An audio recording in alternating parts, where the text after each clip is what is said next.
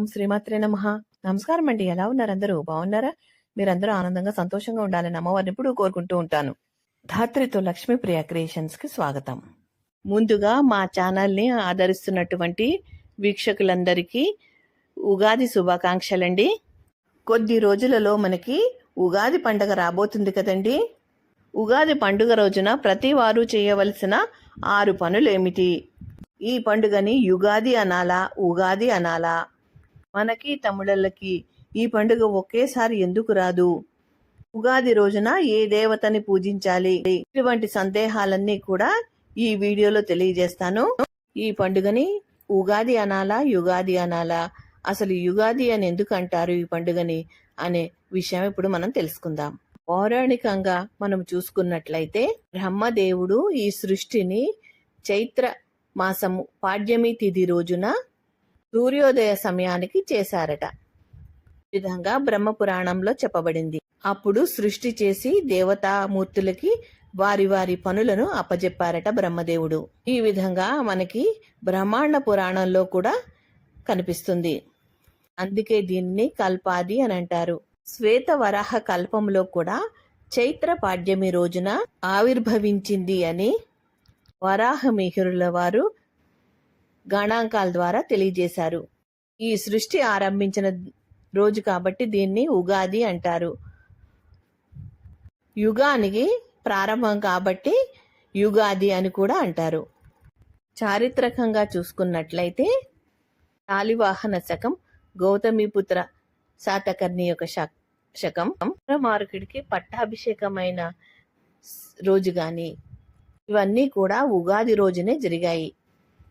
కనుక ఉగానికి మొదలు కాబట్టి యుగాది, ఉగాది అని కూడా అనొచ్చు. భారతదేశమంతా కూడా ఈ చైత్ర మాసంలో పలు రీతులలో ఉగాది పండుగని నిర్వహించుకుంటారు. మన సౌత్ ఇండియన్స్ ఇంచుమించుగా ఒకే రకంగా చేసుకుంటారు. నార్త్ ఇండియన్స్లో మహారాష్ట్రియన్స్, అలాగే కొంకణులు గుడి పడవ అని ఉగాది రోజున నిర్వహించుకుంటారు. అలాగే పిండి వంటలు అవి కూడా ఇంచుమించుగా మనలాగే చేస్తారు. అలాగే వేపపూత తినడం, వేపాకు తినడం కూడా మనలాగే నిర్వహించుకుంటూ ఉంటారు. కొద్ది రోజులు వ్యవధి ఉంటుంది ఈ ఉగాది పండుగ నిర్వహించుకోవడంలో. ఇది ఎందుకు అనంటే మనమందరం కూడా సౌత్ ఇండియన్స్ అందరూ కూడా చాంద్రమానాన్ని అనుసరిస్తాము. చంద్రుడు సంచరించే దాన్ని బట్టి మనము పాటిస్తూ ఉంటాము. కొద్దిమంది నార్త్ ఇండియన్స్, తమిళియన్స్ పాటించేది సౌరమానాన్ని. వారికి సూర్యుడు సంక్రమణం జరిగినప్పుడల్లా కూడా పండగలు వస్తూ ఉంటాయి. అందుకే మన ఉగాదికి, తమిళులు చేసే ఉగాదికి వ్యత్యాసం ఉంటుంది. నిర్వహించే రోజులలో కొద్దిగా గ్యాప్ వస్తుంది. ఏది ఏమైనా మన తెలుగు వారందరూ కూడా ఎంతో విశిష్టంగా జరుపుకునే తెలుగు సంవత్సరాది ఉగాది పండుగ 2026 సంవత్సరంలో ఏ తేదీన వచ్చింది అంటే 2026 తేదీ మార్చి 19వ తేదీ ఉగాది పండుగ వచ్చిందండి. ఈ రోజు నుంచి శ్రీ పరాభవనామ సంవత్సరం ప్రారంభమవుతుంది. 2026 సంవత్సరం ఉగాది పండుగ మార్చి 19వ తేదీ గురువారం వచ్చింది. ఉగాది పండుగ పాడ్యమి ఈ సంవత్సరానికి మొట్టమొదటి తిథి పాడ్యమి తిథి. ఈ పాడ్యమి తిథి ఉదయం 6:53 మొదలవుతుంది. 2026 సంవత్సరం మార్చి నెల 20వ తేదీ శుక్రవారం రోజున ఉదయం 4:22 ముగుస్తుంది. ఈ రోజు ప్రతి ఒక్కరూ తమ రాశులను బట్టి జాతకం తెలుసుకుంటారు. ముఖ్యంగా ఆదాయ వ్యయాలు, తమకు ఈ సంవత్సరము కలిసి వస్తుందా లేదా అనే పంచాంగం ద్వారా రాశి ఫలాలు తెలుసుకుంటారు. ఈ ఉగాది రోజున చేయవలసిన ముఖ్యమైన పనులేమిటో ఇప్పుడు తెలుసుకుందాం. ఉగాది పండుగ రోజున మొట్టమొదటగా చేయవలసింది తైల అభ్యంగన స్నానం, అలాగే నూతన వస్త్రధారణ. ఒళ్ళంతా కూడా నువ్వుల నూనె పట్టించుకొని మసాజ్లా చేసుకుని నలుగు పిండితో ఒళ్ళు రుద్దుకుంటూ అభ్యంగన స్నానం చెయ్యాలి. ఈ స్నానము సెలవు రోజు కదా అని ఎప్పుడో 12కో 1 కాకుండా సూర్యోదయ సమయానికి చెయ్యాలి. ఇలా చేయటం వల్ల ఎన్నో ప్రయోజనాలున్నాయి కాబట్టే మన పూర్వీకులు, పెద్దలు ఆచరించి మనల్ని ఆచరించమని నిర్దేశించారు. కనుక తప్పనిసరిగా ఈ పండుగ రోజున నువ్వుల నూనె ఒళ్ళంతా పట్టించుకుని నలుగు పిండితో స్నానం చేయాలి. నలుగు పిండి లేదనుకోండి, శనగపిండి, కాస్త మెంతిపిండి, కొంచెం బియ్య పిండి కలిపేసుకుని చిటికెడు పసుపు వేసుకుని అది నీళ్ళల్లో కలిపి ఒంటికి పట్టించేసి ఒంటికున్న నూనెంతా కూడా ఆ పిండితో వదిలిచ్చేసుకుని తర్వాత తలస్నానం చేయండి. రెండవ పని కీర్తనాధ్యారంభము.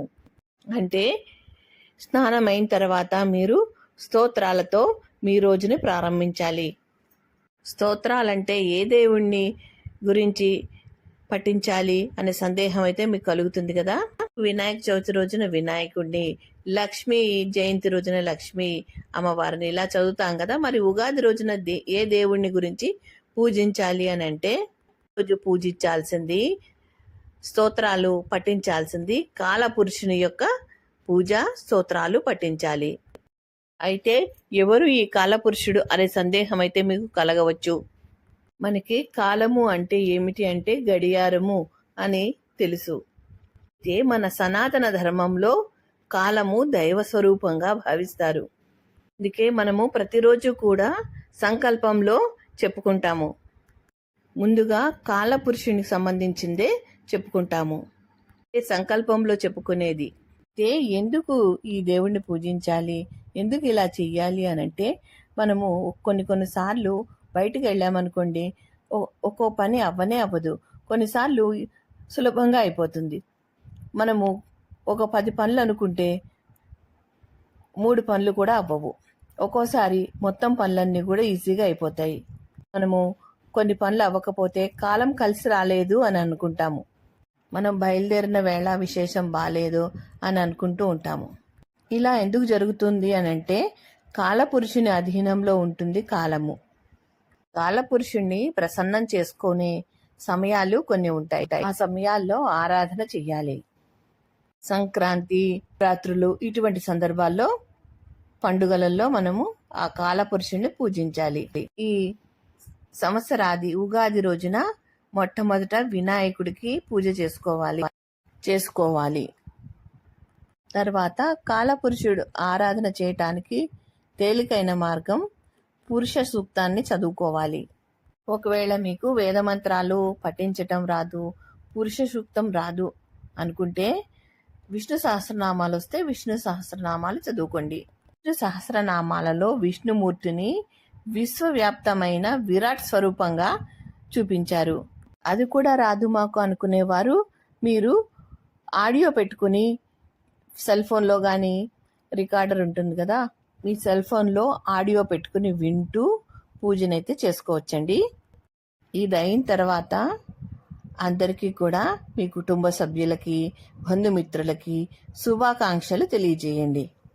శుభాకాంక్షలు అంటే మనము ఎదురుగుండా వాడి యొక్క మంచి కోరుకుని చెప్తాం కాబట్టి వారికి పాజిటివ్ ఎనర్జీ లభిస్తుంది. కానీ మ్యూజిక్లు పెట్టుకుని తప్ప తాగేసి గెంతులు వేస్తూ పిచ్చుకూతలు కూస్తూ ఆనందిస్తున్నాం అనుకుంటూ శుభాకాంక్షలు చెప్పుకోవడం కాదండి. అంటే హ్యాపీ న్యూ ఇయర్ అని ఇంగ్లీష్లో పిచ్చి కేకలేస్తూ చెప్పుకోవడం కాదు. చక్కగా ఆప్యాయంగా, ఆత్మీయంగా మన కుటుంబ సభ్యులకి, అలాగే పెద్దవారికి, పిల్లలకి అందరికీ కూడా ఈ శుభాకాంక్షలు చెప్పుకోవాలి. ఇది రెండవది. ఇక మూడవది ఏంటంటే నింబ పుష్ప సేవనము. అంటే మనము ఉగాది రోజున పచ్చడి చేసుకుంటాం కదా, వేపపూత పచ్చడి అంటారు. అది దేవుడికి నైవేద్యంగా పెట్టిన తర్వాత సేవించాలి. కొన్ని ప్రాంతాలలో నింబ పత్ర భక్షణ అని కూడా అంటారండి. ఏదేమైనా సరే వేపకు సంబంధించినది తినాలండి. ఆకులు కానీ, పుష్పాలు కానీ ఏ ప్రాంతానికి ఏ విధంగా చేసుకుంటారో ఆ విధంగా చేసుకోవాలి. ఈ వేపాకు లేదా వేపపూత తినేటప్పుడు షడ్రుచులు కలుపుకుని తినడం ఉత్తమము. 4వది వత్సరాది శ్రవణం అని అంటారు.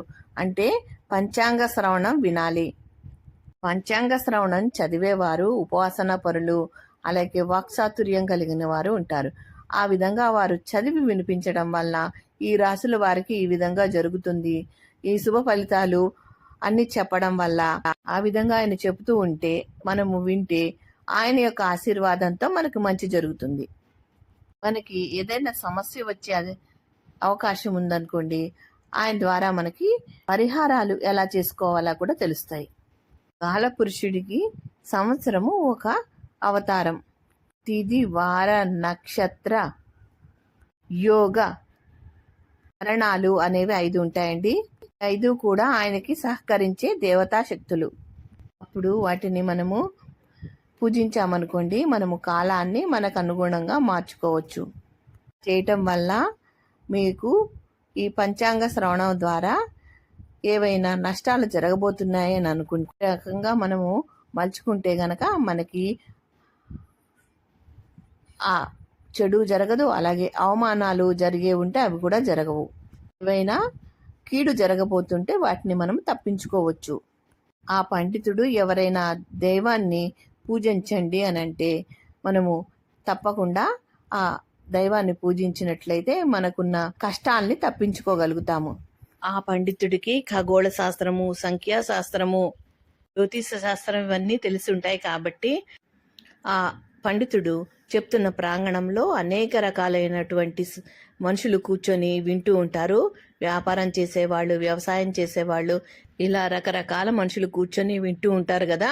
అతను చెప్పిన పరిహారాలు విని వారికి అవసరమైనవి ఉపయోగించుకుంటారు. ఉదాహరణకి ఈ సమయంలో వర్షాలు పడతాయి, ఈ సమయంలో వర్షాలు పడవు, లేదంటే ఈ సమయము వ్యవసాయానికి అంత అనుకూలమైనది కాదు, ఈ పరిష్కారం చెయ్యండి అని ఏదో ఒక పరిష్కార మార్గం చూపిస్తూ ఉంటాడు. అలాగే గృహారంభాలకి, గృహ ప్రవేశాలకి ఏ రోజు, ఏ తిథి రోజున, ఏ నక్షత్రం రోజున ఎవరికి బాగుంటుంది, ఏ జాతకం వారికి బాగుంటుంది, ఏ నక్షత్రం వారికి బాగుంటుంది లేదా బాగుండదో అన్న విషయాలన్నీ కూడా తెలియజేస్తారు. కాబట్టి ఆయన తెలిపిన సూచనలని పాటించినందువల్ల మనకి ఎంతో లాభమైతే లభిస్తుంది, కానీ నష్టం అయితే జరగదండి. ఇక 5వ పని ఏమిటంటే ప్రపాదానం. ఈ పని చాలా ముఖ్యమైన పని అండి. దాహమైన వాళ్ళకి మంచినీళ్లు ఇవ్వగలిగితే ఎంతో పుణ్యం వస్తుందండి. కొన్ని కుగ్రామాలలో ఇప్పటికీ కూడా నీళ్లు తాగడానికి నీరుండవు. అలాంటి వాళ్ళకి బావులు తవ్విస్తే చాలా మంచిదండి, మంచినీటి బావులు. అలాగే నీళ్ల కోసం హౌజులు కట్టించిన మంచిదే. మరి సిటీలో ఉన్నాము, అపార్ట్మెంట్లో ఉన్నాము, మేమేం చేయగలం అని అనుకుంటే అవి కట్టించడానికి ఎవరికైనా కొద్దిగా ధన సహాయం చేయవచ్చు. మనం చేయగలిగింది ఏమన్నా ఉంటే ఎవరైనా చలివేంద్రాలు పెడుతూ ఉంటారు కదా, అటువంటి వారికి ధన సహాయం చేయండి. వీలైతే మీరు చలివేంద్రాలు ఏర్పాటు చేయవచ్చు. లేదా మీ బాల్కనీలోనే మీరు ఒక చిన్న పాత్రని పెట్టి దాని నిండా నీళ్లు పోయండి. వేసవి కాలంలో పక్షులు నీళ్లు లేక చాలా ఇబ్బంది పడతాయి. మీరు డాబా పైన కానీ బాల్కనీలో వీలుంటే అక్కడ కానీ పెట్టండి. 2 రోజులకు ఒకసారి నీళ్లు మార్చండి. మన పిల్లలకి నేర్పవలసింది మొట్టమొదట ఎవరైనా ఇంటికి వస్తే వారికి మంచినీళ్లు ఇమ్మని చెప్పాలి. ఇలా చేయగలిగితే మనము ప్రపాదానం చేసిన ఫలితం అయితే లభిస్తుంది. ఇక ఆఖరిది ఉగాది నుంచి మనకి లలిత నవరాత్రులు, వసంత నవరాత్రులు ప్రారంభమవుతున్నాయి. 9 రోజులు కూడా అమ్మవారిని పూజించండి. అలా చేస్తే ఎన్నో కష్టాల నుంచి అమ్మవారు మిమ్మల్ని గట్టెక్కిస్తుంది. 9 రోజులు చేయకపోతే ఉగాది రోజైనా మీరు అమ్మవారిని పూజించండి. అలాగే లలితా సహస్రనామము చదవండి. ఈ ఉగాది రోజున ఈ విధంగా సాంప్రదాయబద్ధంగా ఉగాది పండుగను నిర్వహించుకోండి. ఈ 6 నియమాల్ని కూడా తప్పనిసరిగా పాటించండి. ఇవండి ఉగాది రోజున తప్పకుండా పాటించవలసిన నియమాలు. మన పెద్దలన్నీ సూచించిన నియమాల్ని తప్పకుండా పాటిద్దాం. అలాగే మీ అందరికీ మరొక్కసారి ఉగాది పండుగ శుభాకాంక్షలండి. ఈ వీడియో మీకు ఎంతో కొంత ఉపయోగపడింది అనుకుంటాను. అలాగే ఉపయోగపడితే తప్పకుండా లైక్ చేయడం మర్చిపోవద్దు. మీరు లైక్ చేయడం వల్ల మా వీడియోలు మరికొద్ది మందికి రీచ్ అవుతాయి. అలాగే ఈ వీడియో కనుక నచ్చితే మీ బంధుమిత్రులకి, మీ ఫ్రెండ్స్కి, రిలేటివ్స్కి షేర్ చేయండి. మరో మంచి వీడియోతో మళ్ళీ కలుస్తాను. నమస్కారం, ఉంటానండి.